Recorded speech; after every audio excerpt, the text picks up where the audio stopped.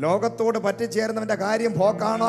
എന്നാൽ ദൈവത്തിനോട് പറ്റിച്ചേരുന്നവന് വാഗ്ദത്ത സന്തതികൾ വെളിപ്പെടാൻ പോവുകയാണ്. നീ വാഗ്ദത്തം പുറപ്പെടുവിക്കാൻ പോവുകയാണ്.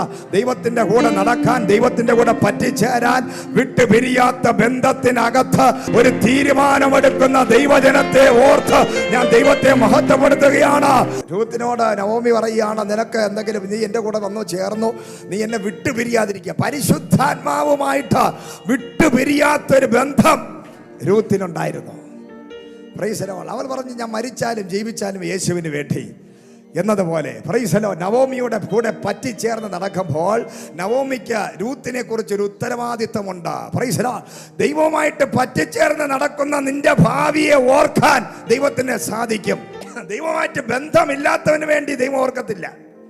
എന്നാൽ ദൈവമായിട്ടൊരു ബന്ധമുണ്ടോ, ദൈവമായിട്ട് പറ്റിച്ചേർന്ന് ജീവിക്കുന്ന ഒരു വ്യക്തിയാണ് നീ എങ്കിൽ നിന്റെ വിഷയങ്ങൾ ദൈവത്തിന്റെ വിഷയം, നിന്റെ പ്രശ്നം ദൈവത്തിന്റെ പ്രശ്നം, നിനക്കൊരു ഭാവി, നിന്നെ മേലുള്ള ഉത്തരവാദിത്വം, നിന്റെ വിഷയങ്ങളെ ദൈവം കൈകാര്യം ചെയ്യാൻ പോകുന്നു.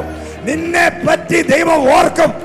നിന്റെ പ്രശ്നങ്ങളെ ദൈവത്തിന്റെ വിഷയങ്ങളാക്കും. ദൈവം നിനക്ക് വേണ്ടി ഒരു പാർപ്പിടം ഒരുക്കും. നിനക്ക് വേണ്ടി ഒരു ഭാവി ദൈവം ഒരുക്കും. ദൈവത്തോട് പറ്റിച്ചേർന്ന് ദൈവത്തോട്ട് വിട്ടുപിരിയാതിരുന്നാൽ നിന്റെ ഭാവി ദൈവം കൈകാര്യം ചെയ്യാൻ പോവുകയാണ്.